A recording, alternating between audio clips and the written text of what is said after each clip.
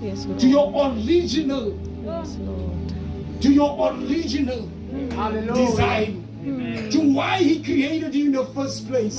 In the book of Jeremiah, He says, I knew thee while you were still in your mother's womb. I called you a prophet, and the prophet is silent.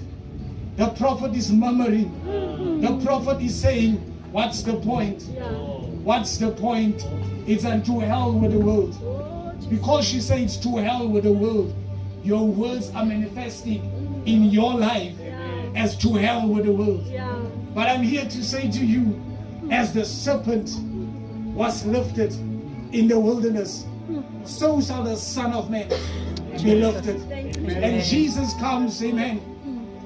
Just imagine John the Baptist. The Lord speaks to Mary, and the Lord says to Mary, you shall bear a son. And the Lord gives to Mary the name. This is what you shall call him. The Lord moves and He goes to Elizabeth. You shall bear forth a son. But who is giving birth first?